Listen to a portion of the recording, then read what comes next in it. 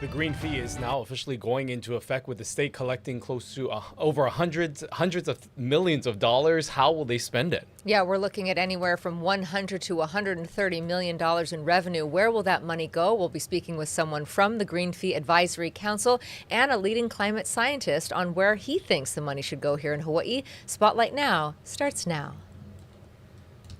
You're watching Spotlight Now with Ryan Kalei-Suchi and Yunji Denise on Hawaii News Now.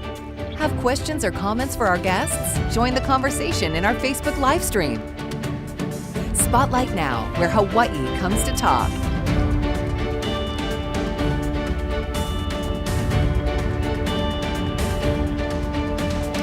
Well, everyone, thanks for tuning in here to Spotlight Now on Hawaii News Now. We're a little bit earlier than we normally are. This is officially our new time slot. We originally started this program at 1 o'clock, but we've moved up half an hour earlier, and beginning today and moving forward every other Tuesday from now on, we will be on at 12:30. Yeah, and we love being right after the news. It's a nice flow. So if you watch the new news, we hope you'll stick around and stick with us as we continue to bring you an hour of live programming on some of the big issues facing our community. And today we are diving into the green fee. As we mentioned right off the top, somewhere between $100 and $130 million of revenue for the state. So where should that money go? Joining us now is Eric Coe, a member of the Green Fee Advisory Council. Just held a big press conference yesterday to announce your recommendations to the governor. Eric, thanks for being here. Thanks for having me back. So I want to kind of give our viewers a chance to understand the process of this before we get into the specifics of the between $100 and $130 million and why that range exists in the first place. But for folks who will remember, last legislative session, the governor signed the green fee, and now we have started to collect this revenue. Yeah, it's been a doozy of a last 4 months. We were constituted in August of last year and got meeting early September. And we've had that amount of time to, first of all, collect project concepts or ideas from a variety of sources. And part of that was we had to stand up the process to collect ideas publicly. Establish a set of criteria or a rubric to evaluate transparently those projects. That ended up being over 600 from two sources, a public portal that we stood up with great thanks to the administration and his team, as well as departmental requests. And so we probably had, I'd say, at least 3 committee members look at every single one of them. I don't even know how many hours, I've lost count, but I'm really proud of the 10 folks on the council and the governor's administration and the commitment that we all kind of put toward hopefully what is a fair, transparent list of initial projects for a fee that will ideally continue on for generations. Before we get into some of what we're seeing and what could potentially be used with this new source of revenue, let's back up a little bit for those who may not be as familiar with the green fee, the mechanism that now has been implemented to ultimately collect this money and this process, because this is the green fee is a term that we've heard for a few years now. It became part even of the governor's campaign, and he got some pushback for a number of years. If you can give us a little bit of the history and context so those who may not be familiar understand what went through this process in order to get to this point, and ultimately, how was the state collecting this money? Sure. It's actually, folks have been at this for probably 7 or 8 years, believe it or not. A lot of research and development and outreach went toward understanding what could this look like, what would it go toward, why do we even need this? It started with a study that Conservation International, a nonprofit, did to look at examples of what green fees looked like in other parts of the world, both at the national level and subnational level. And through through years of legislation, and thank you for a lot of our elected leaders who championed this through that period. Last year, Act 96 was signed, and that established this green fee. And essentially what it is, it's an addition to the existing transient accommodation tax, 75 basis points, 0.75%, And the idea is that, well, I should say the original idea was that this money would be set aside in some fashion, for example, a special fund. The process is what it is politically to get it across, and what ended up coming to pass was that there was going to be a list of projects equal to the anticipated amount of revenue collected that would go into the governor's budget. And as part of that budget package would then be considered by the legislature during session. And so for this year, as you folks said, that was projected to be $129 million. And we were constituted again in August to really think through, okay, what's the smartest, fairest, most transparent way to try and do this? And I just want to say too, we're fairly early on in that distribution chain, right, of these funds. There's going to be the governor's administration and his wisdom and wherewithal to understand, okay, well, how does that get amended in whatever way he sees fit? And then that goes to the legislature, and then they have to consider it. And so I know there's a lot of questions about, why did you choose certain projects to fund? And frankly, we didn't. We chose certain projects that we felt were priority to recommend.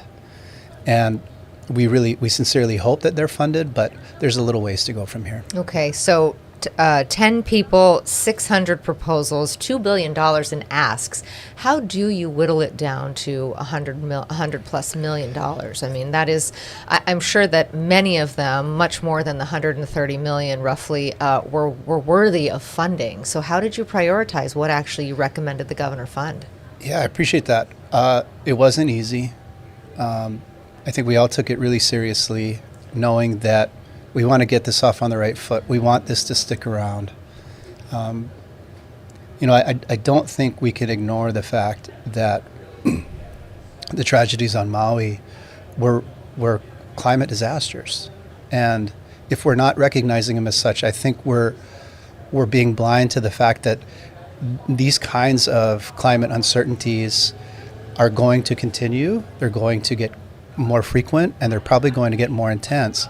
And so when we look at not only the immeasurable loss of life, when we think about the cost for recovery for Lahaina, I mean, I don't know about you folks, but I think the last estimates I've seen are somewhere between 12 and $14 billion.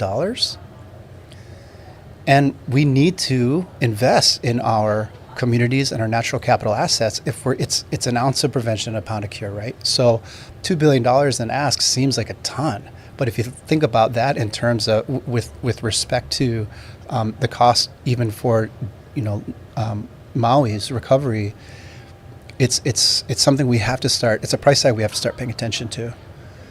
When you're looking at the different criteria or factors when reviewing these different proposals that have come in and recommendations that people are seeking this funding, what were some of the things that you were looking for in these proposals, whether it be based on geographic location, being fair to the neighbor islands, and making sure that this is a fund that went throughout the state? I know you mentioned Maui prioritizing, maybe Lahaina projects. What went through that process of deciding ultimately and prioritizing what some of these projects might look like?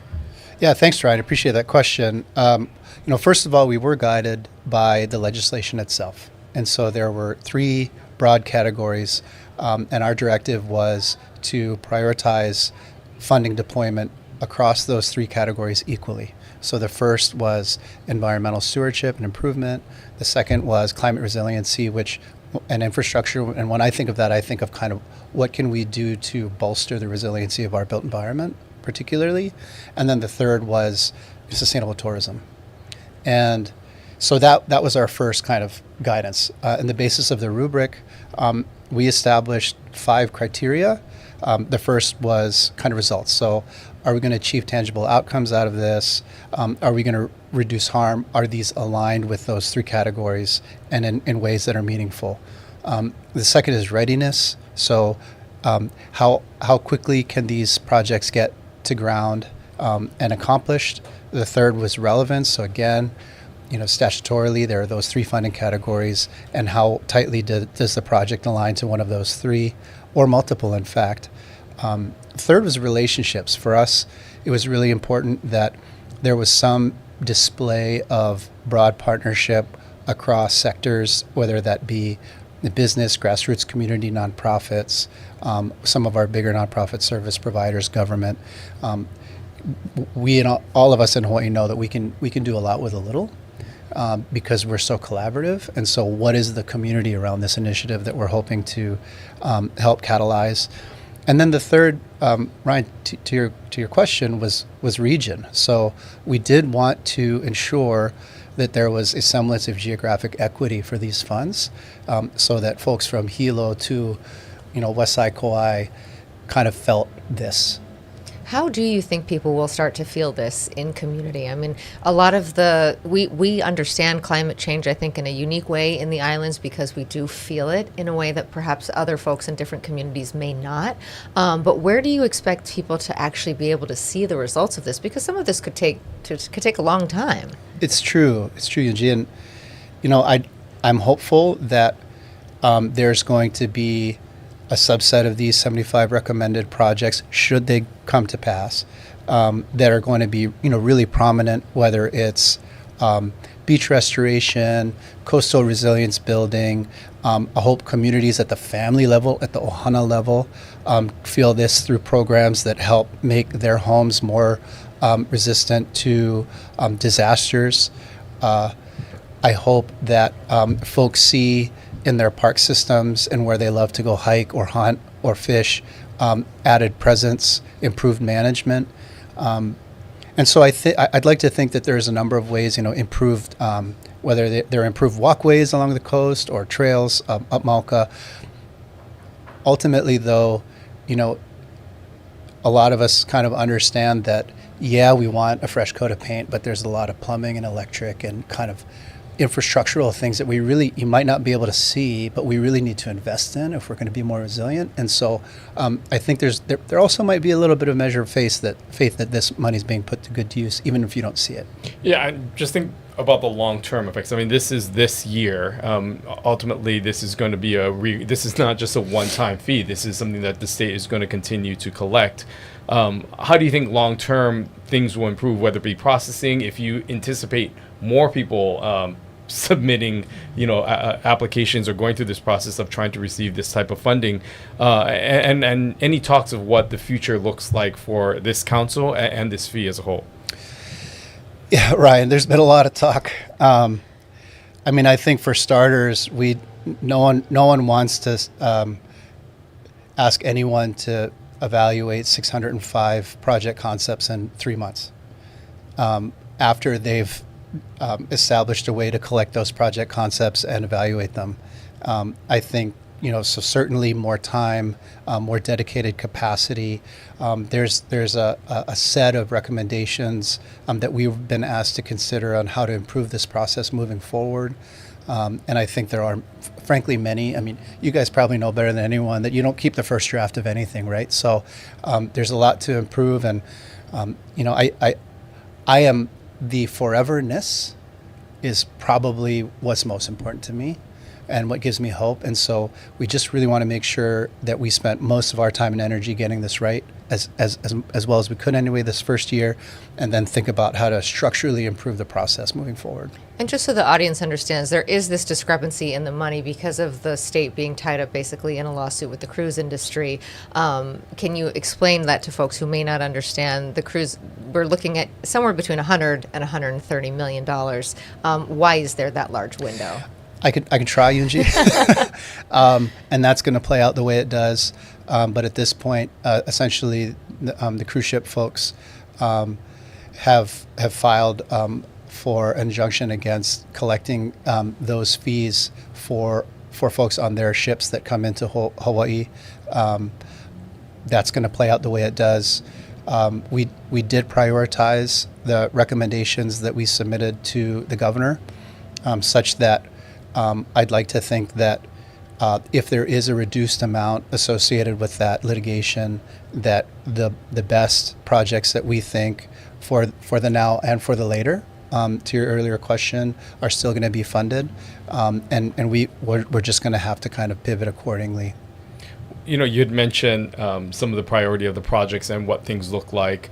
And, you know, maybe it is important, as you said, to maybe have a fresh coat of paint so that people can actually see the results of what this looks like. What do you think the public might notice first off when they think about some of the projects or things that might ultimately be changed because of this fee? What would that look like to, you know, everyday residents if they see this green fee actually in effect? It's a really good question. You know, I'd like to think that the public will feel, in the near term, they'll see change in public spaces, beaches, parks, trails. If you're, you know, someone that likes to go Malka, hopefully you see added presence there in terms of restoration and management. For folks who might be more like house cats, and I have those in my family too. You know, hopefully we're better informed. We have more tools associated with, you know, early warning and detection. We have better critical information coming to us in a timely manner.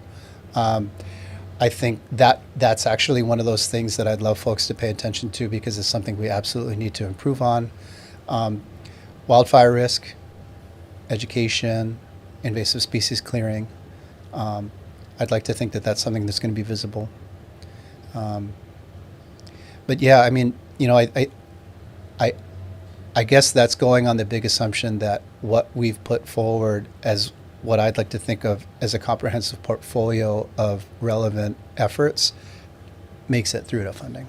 You know, we're talking a lot about sort of, you have this $2 billion and you can only spend this much. But if you think about it, this is fresh money for a problem that we all know is so important in our community. It must have been at times very exciting to think about, wow, we have $100 million, potentially 130. What do we get to do with it in this first year? Are there any projects or particular areas that you find really exciting that you felt like, oh, thank goodness we actually get to devote resources in this way? All of it, really, and I promise I'm not trying to skirt the question, but you know, from my perspective, I work for a private foundation, and our business is giving away money based on our endowment every year. We have about $9 to $10 million to spend on behalf of the Harold Castle Foundation for the betterment of our places and people. $10 million doesn't go nearly far enough, and if you think about it, neither is $129 million. Goes really fast because these problems are enormous.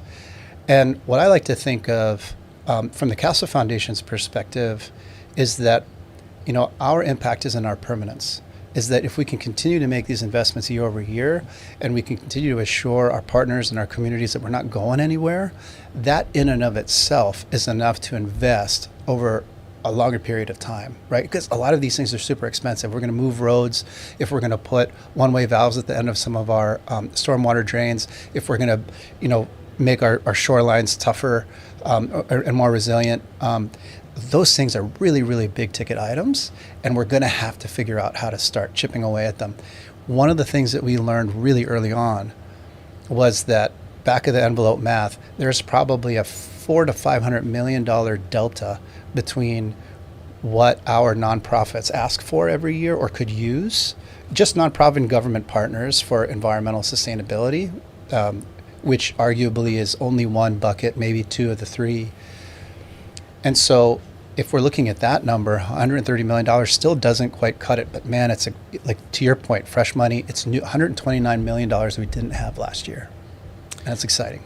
What would you say to those who are maybe critics of this? Because this is something, as we mentioned, that has taken some time to go through, and there was pushback in the different mechanisms and way in which this fund would be collected. There was pushback also from those in the hospitality and tourism industry who say we are taxing our visitors too much and we're pricing things out. Now that this is moving forward, what is that message look like to those who may still be critical of this and the responsibility that you folks have on this council to ensure that this is money that is well spent? I'd say that they're fair criticisms, firstly. I'd say that for a balanced budget state, if we were going to do something like this, we were just going to have to figure out how to grow the pie. And there's going to be people who feel that. And And I think when we look at what we're trying to do here, which is invest in our sustainable future, I still haven't come across anyone who disagrees with that. And even amongst my hospitality friends, they'll be the first ones to model good behavior in terms of what it means to reinvest in your natural assets and your capital assets, even when folks are there, to make sure that they last for the long term, right? That they're delivering a quality product and service. And if we don't get on top of investing in not only our natural capital assets and our environment, our safety and resiliency as communities, but also our tourism industry, which is a huge driver for all of it, then where are we, right? And I think, honestly, I'm not sure anyone disagrees that we're really up against a lot of deferred maintenance in Hawaii. And I think this is just a way to start investing in that. We know that the state is going to be in a budget crunch because the federal government has changed their priorities in terms of what they want to fund. And I'm curious, how do you make sure that the money that is being applied for by different state agencies isn't just money that is used then to offset what could be a budget cut? This is fresh money that then doesn't just go to backfill a budget that would have been cut otherwise.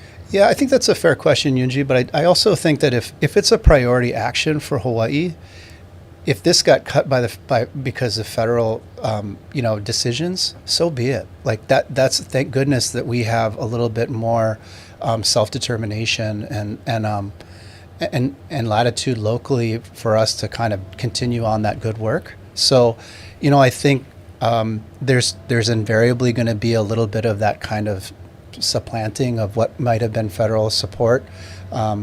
I'm hopeful that this federal landscape is temporary, and I'm hopeful that that might change over time.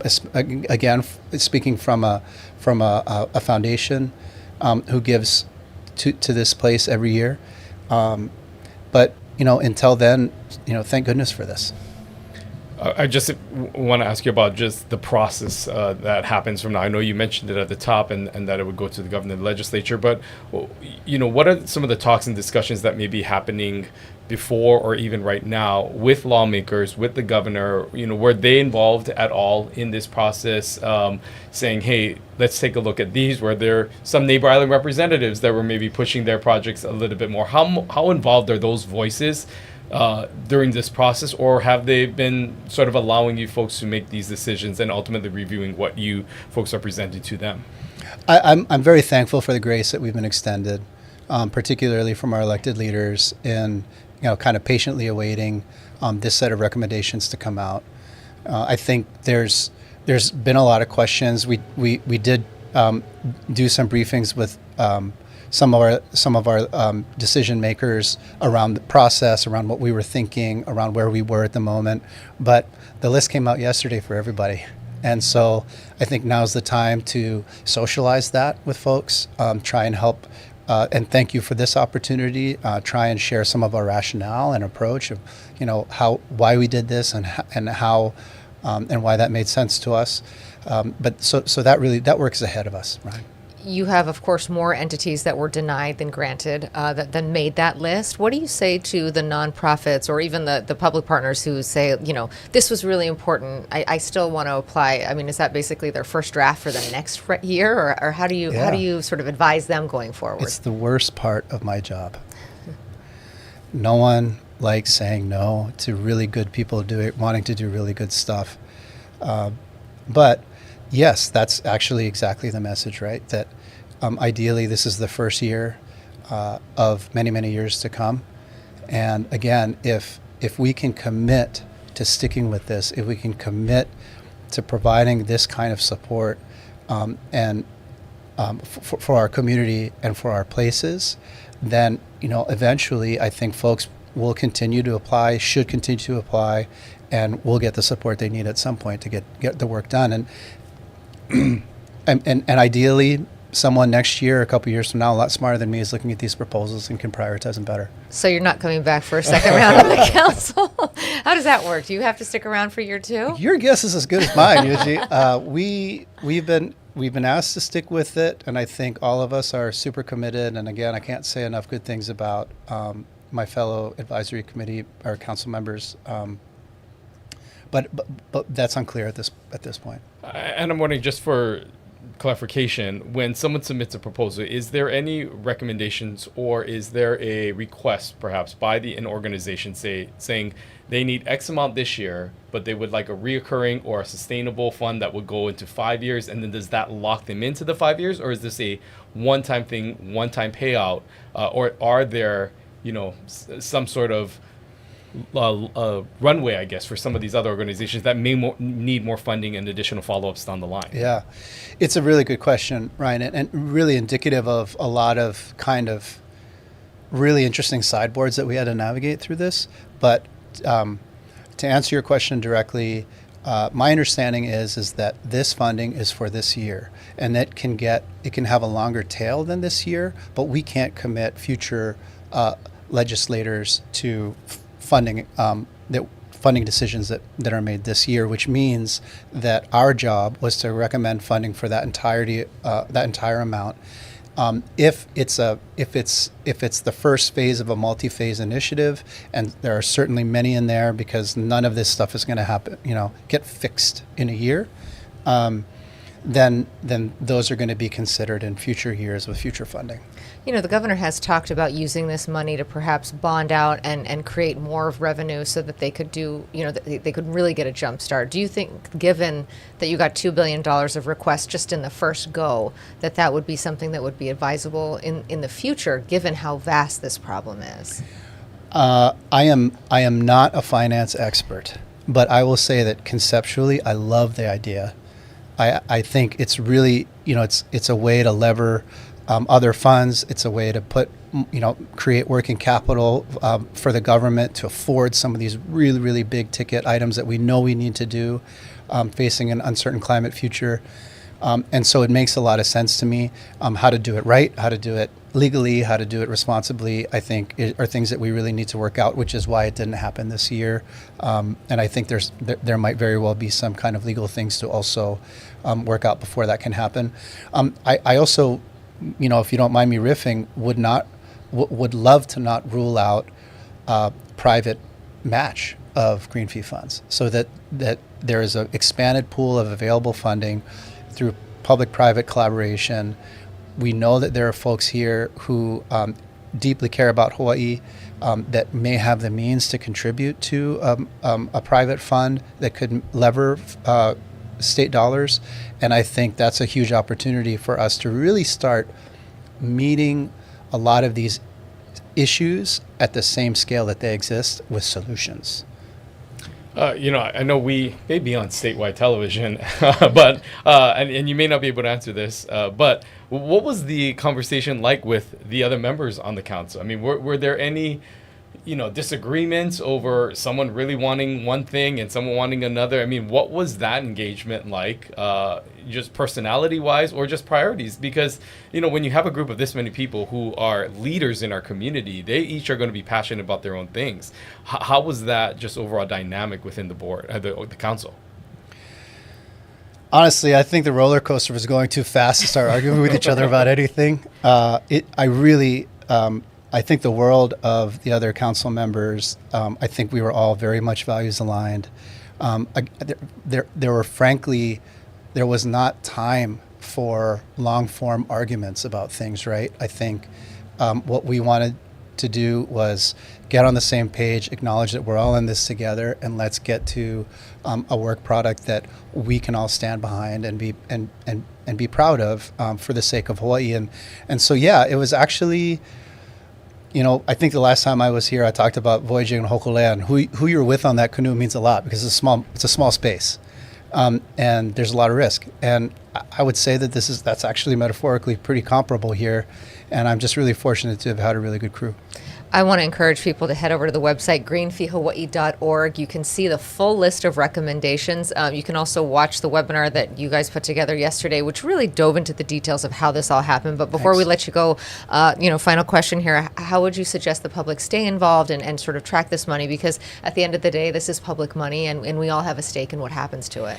Yeah, it's a really great question, Yunji. I think we're all learning together. I think at this point, those projects are going to be folded into the governor's budget. Those don't have quite as many kind of hearings as other types of bills, and yet, if we can all kind of stay informed, track the things that matter to you, reach out to your representative and make sure that they know that that's exactly what's important to you. I think that's what's important. I at this point, I think we need to let it play out with our elected leaders and their constituents. And so it's going to be a big role to play. Well, thank you for your role on the council. 600 projects is no small feat to review. And thank you for being here today, Eric. Thanks so much for having me. We're going to be joined by Dr. Chip Fletcher, a leader, of course, of climate science. When we get back, stay with us. You're watching Spotlight Now.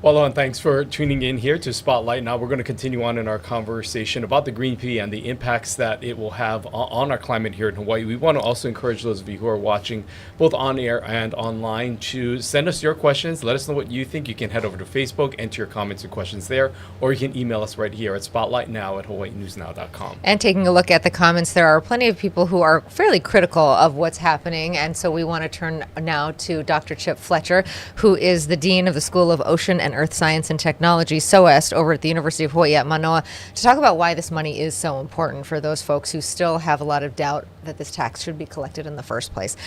First blush, after hearing from Eric and, of course, tracking what the Green Fee Advisory Council is doing, how do you think this distribution of funds is going? I think these guys have performed a near miracle. This process has moved very quickly.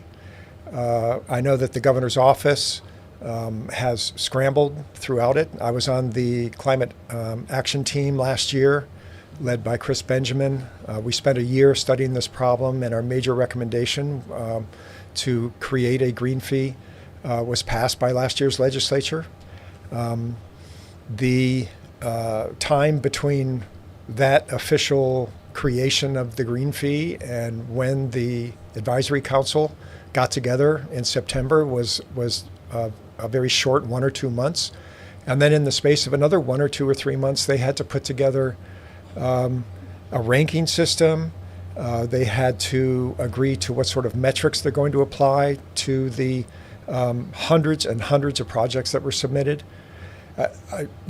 As a scientist who engages in research, we write proposals all the time. And there is a very sophisticated process that federal agencies, for instance, the National Science Foundation, engage in to evaluate the hundreds of proposals that come in.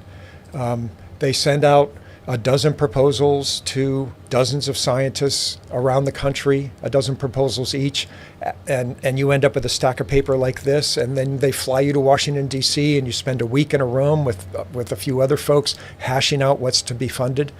And that is an enormous effort.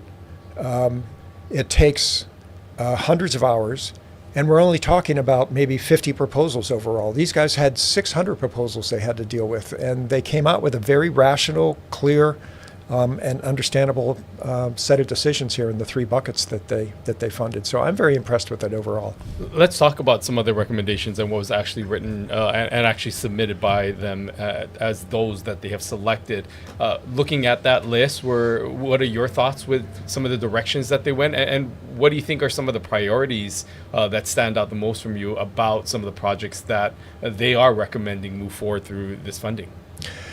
There were a couple of things that stood out. I really liked the emphasis on the heavily used regions of our INA, the trails, the beach parks, the coastal places where so many people go, the network of trails and walkways up through the mountains.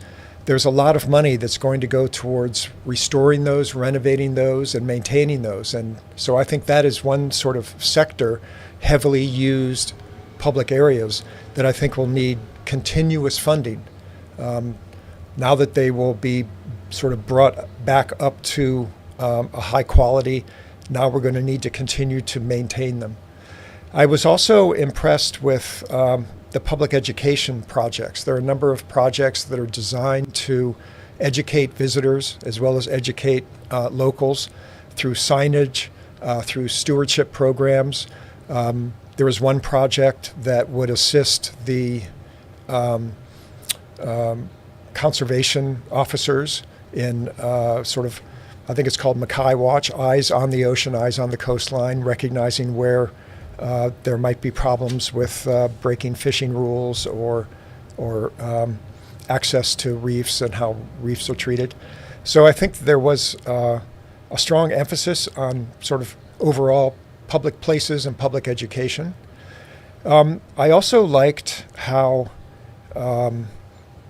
the recognition of areas of pollution. For instance, there's one project in there where cesspools are evaluated. This is an enormous problem for the state. I hope to see more projects in future years dealing with the cesspool problem. As shorelines erode and as the groundwater rises due to sea level rise, we have hundreds and hundreds of cesspools that are out of code, that are leaching poorly treated sewage into the coastal zone. And it was good to see that made it in the list as well. You know, it could be sort of a glass half full, half empty, depending on how you look at it. Because when you talk to Eric, you really hear $100 million or $130 million of fresh money, new money that we didn't have before. Wonderful. But $2 billion of ask, right? Just in that first go around. So what does that tell you about, the impact that this money can make and how much more we really need if we're going to truly address this issue? Well, you've heard the old adage, how do you eat an elephant? You have to do it one bite at a time. In 20 years, we'll have done those $2 billion worth of projects. We just have to keep at it. And this is not an insignificant amount of money. Imagine a few years from now, being able to look back and say we've spent $500 million on cleaning up trails, maintaining beach park areas, cleaning up sources of pollution to our natural environment. Another area that was funded, there were several projects in the area of wildfire. Everybody knows the history of land use in Hawaii. From first Western contact, the indigenous land ethic has been supplanted and replaced by a Western economic ethic.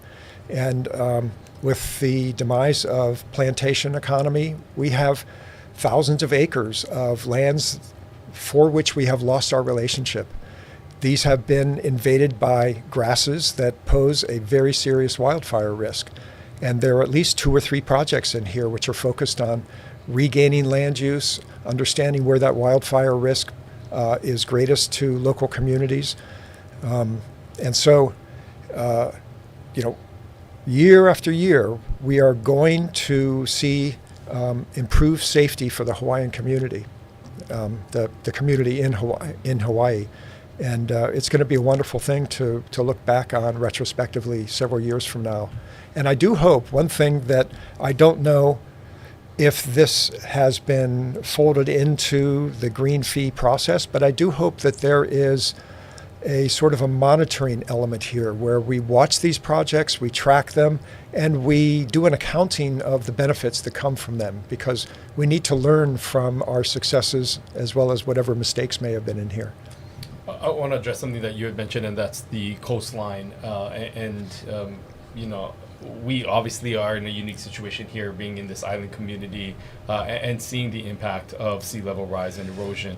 But with some of these projects that may have been chosen on, do you think that these types of investments can help at this point in time? Because when you look at a problem as wide and large scale as coastline erosion and what we're seeing with the sea level rises, oftentimes people say it's too late. What sort of impact do you think this can have on some of the projects that are moving forward that might help to slow down that process? Well, there were several beach restoration projects in here, excuse me, with significant funding, $6-7 million. Beach restoration is something that coastal communities around the world are engaging in. They're very expensive, and now we have an opportunity to expand the pool of money that we can apply to that. Beach restoration, though, is a short to medium term fix. It will not be long. It may be as soon as 20 years from now, where the need to continuously restore beaches becomes too frequent and therefore too expensive to continue to maintain that as a buffer against the rising ocean. And so one thing that's climate related that really is not treated by this green fee exercise is the enormous cost of moving infrastructure. Let me back up a minute, and I've said this before on this show, sea level rise is a very, very long-term process that we are not going to escape. We're talking about centuries to millennia of thermal expansion of the ocean and melting of the ice. And by the way, humans are engaged in using fresh water from continental aquifers and then dumping it in the ocean afterwards, which has now risen to be a greater cause of sea level rise than melting ice. So the big ticket items related to sea level rise are rolling our communities back so that we can get out of the way of not only the migrating shoreline, but the rising water table. We have learned through our research that we're going to have new wetlands forming in Waikiki, in Kaka'ako, in all of our coastal urban areas. And we need to retreat either vertically or horizontally. And those big ticket items are tens of millions, if not more, of dollars. So that is one area of climate adaptation that the green fee is probably not quite scaled to address. That's one area I think that we are all too scared to address. I mean, the idea that we're going to retreat, we only have so far to go. It's a pretty small landmass to begin with. Well, it's not like we have to go up to the ridge line. We just need to get, if you want to pick a number, get above 10 feet elevation. So basically the H1. Okay. Maybe that'll be year 2. If we're looking at the urban core, by the end of this century, I think that much of the area that is Mackay of H1 is going to have severe flooding problems at high tide and whenever it rains. I want to ask you about one of the things that we spoke about with Eric and his sort of reframing of that what I see as potentially a problem and he sees as potentially a solution that lays in this money, and that is the fact that the federal government has pulled back a lot of these funds, and that state budgets or portions of the state budget could be shored up with green fee money, which likely was not the initial intent of this tax and of the council that you served on to raise this money in the first place. He was saying basically that it's a way that we are self-reliant and resilient against federal priority changes. What's your take? Well, I love Eric's optimism. A year ago at this time, as the dean of a research school at UH Manoa, I was extremely worried that we were going to be engaged in losing dozens and dozens of people. We fund hundreds of staff and scientists in what are known as soft money positions. That is, we rely on federal research grants to give these folks a life, a career. And we did lose $28 million, largely in clean energy research that we were doing. The UH as a whole lost about twice or 3 times that much. And yet, and I've heard our president, Wendy Hensel, say, we are now in a better position than we thought we would be. That is because those folks who continue to have funding from the federal government opened up their generosity and shared it with those who were losing their funding and therefore potentially losing their salaries. So we've gotten through the first year. There's been serious damage. I don't think we can easily sustain the same level of damage through a second year. And at this point, I find myself hoping for a blue wave in November. And but let me back up. Actually, Congress just a few weeks ago passed a science funding bill for federal agencies that was nearly equivalent to the science funding bill under the Biden administration. So Congress is actually rallying and recognizes the value of scientific research and funding science. And we just need to see that that budget continues to make it through both houses and then to the White House. I want to talk a little bit more about the recommendations that were presented by this council. Was there anything on there that you thought maybe is a priority that was not included in this go-around? Again, this is a process that will happen each year, and people will have the opportunity to come back and submit. But was there anything on there that you thought we really need to address this immediately that maybe was not included this time? That's a great question. So the area of heat is not something that we hear much about or we have spent a lot of time thinking about. But if you think back to the summer of 2019, especially August of 2019, it was the hottest month in the history of Honolulu. Each day was the hottest of that day in the history. August 31st reached 95 degrees Fahrenheit, which was the highest temperature reached. Of course, there was the urban heat island effect, which makes it worse. It's a very real effect, but also that's where we live. So it's part of understanding the heat problem. Now, there were not any projects funded in adapting to the heat problem. Perhaps none were submitted, but that's an area of climate change where we need to pay more attention. For one example, at 104 degrees Fahrenheit, tropical plants in general experience irreversible damage with regard to photosynthesis. In other words, they die. Well, we talk a lot about growing our own food in Hawaii, and 104 degrees is going to be reached easily by mid-century, and not just a couple of times. So the idea of growing our own food and Hawaii becoming more independent with regard to that sector of our economy needs more thought. Are we going to go higher up the slopes where we grow food? Are we going to go inside and have indoor agriculture, industrial scale agriculture? And so those are some projects that I hope get proposed in future years of the Green Fee to start exploring those problems. More and more, just layers and layers of issues. I mean, it is. It always feels like it's one thing after another. But the thing with you, Chip, is that you're always such an optimist. So I appreciate that. I am optimistic. We're not rolling over. And as I've said before, Hawaii, I've looked across the world. I've wondered, where's the best place to live? And it's right here. It is right here. The continents are burning up. We are buffered by the ocean. We have all forms of food production and energy production here. And we have an indigenous Native Hawaiian ethic, a morality that underpins all of our decision making. And I hope to see that rise as well. That really needs to swell into our government. Let me ask you about the governmental process of all of this, because I think there are people who are concerned that when you take tax dollars and you throw it into the general fund, that it somehow gets lost in the abyss. But tell me, why you think that this process is going to work when we think about the layers. First, the council makes gets the proposals, makes the recommendations. The governor previews it or takes those recommendations, puts them in his budget. The legislature then gets its say. Why is that process going to work? Yeah, there's lots of sausage making. And I've already discovered that there's a little valley of death between the council's recommendations and the governor's budget. But the reason that I think it will make it through the legislature successfully is because it was the legislature that approved this process last year. They don't want to see it fail. They don't want to see it become inefficient or less effective. And I think the Capitol is filled with advocates for this entire process.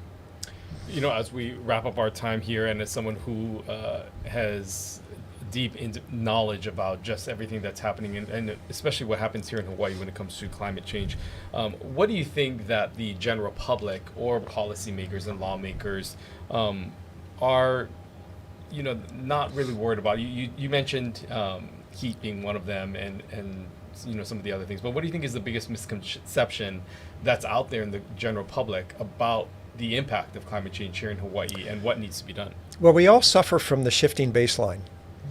The newest generation of folks here in Hawaii don't remember what it used to be like in the 1950s and 60s. They will accept the hot summers as being normal, but summers didn't used to be uncomfortably hot in Hawaii. We have fewer trade wind days. We've gone from over 250 trade wind days to under 250 trade wind days on average. So, that natural air conditioning system and the just comfort that comes from having the trades blowing on us outside. I think people also don't realize that rain intensity is dramatically increasing, and our drainage systems are not only getting clogged up by sea level rise, but are not scaled for the amount of rain that falls in an hour in our watersheds. So the shifting baseline is that these conditions today that are very different from the recent past are being accepted as normal by the new generation of young adults that are coming in charge. And so a sense of urgency is lost when that happens. I mean, it really feels like we're frogs in the boiling water, right? That's a really negative, Yunji. That's really very pessimistic. I mean, it does feel that way. It does feel that way. I mean, just on a, from a temperature level, to think that it's February and it's so hot outside, right? I do want to ask you what you will be tracking in the months ahead as you watch this process unfold, and what you would encourage others to take a look at. Get onto the Green Fee Hawaii website. Take a look at the projects. There's a very nice matrix that you can download. Read about these projects. Just reading about these is a source of education about environmental stewardship and conservation and climate change and what are the important issues out there.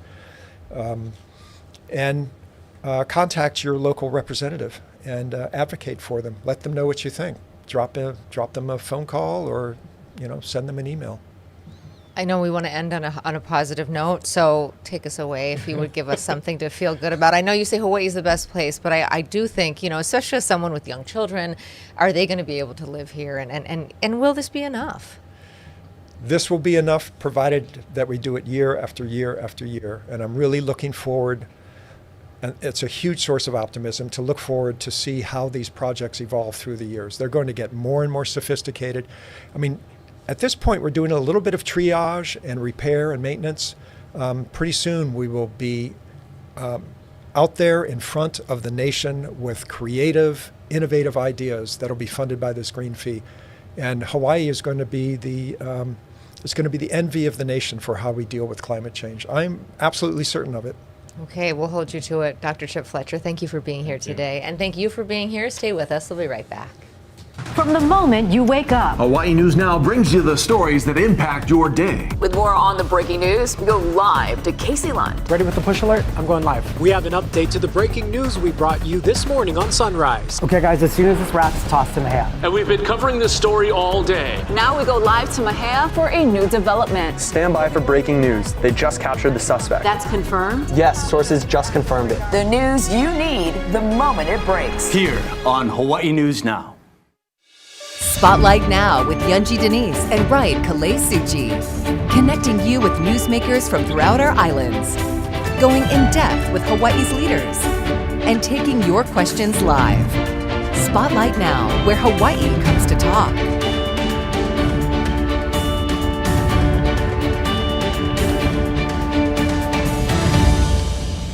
Well, a very interesting conversation about the green fee and its impact and really the recommendations that this council has put forth, really trying to help lawmakers navigate through some decisions that need to be made ultimately about where this money is going to be allocated. Yeah, $2 billion in ask, ultimately $130 million roughly in recommendations. Now it goes from the governor's desk to the legislature, and we'll see how that all plays out. But a lot of optimism you heard today, and the idea that we could be a leader as you know, we're on the forefront of the climate crisis, but we could also be on the forefront of fighting it. Yeah, that's right. The first state that actually implemented anything like this to help to, navigate climate change. And I got to say, every time we talk to Dr. Chip Fletcher, I'm worried, but then I'm hopeful. For those of us who live closer to the water, we have to think, do we start moving backwards?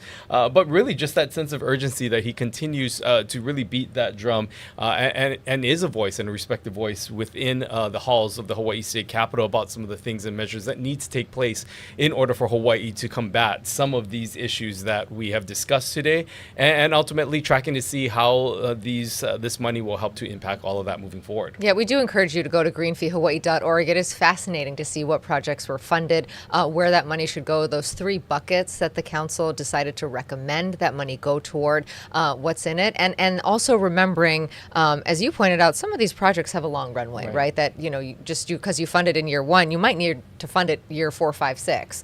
And so there could be some perpetuity to some of these projects.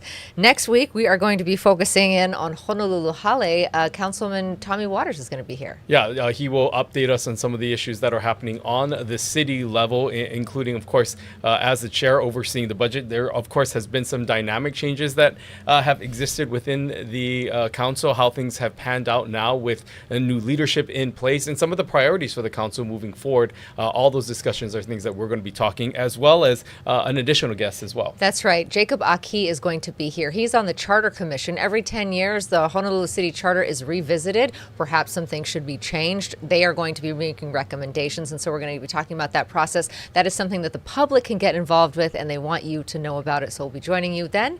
Until next Tuesday, take care. Aloha. And remember, 12:30 now for the next episode of Spotlight Now. A little earlier, but happy to be with you every Tuesday. We'll see you next week.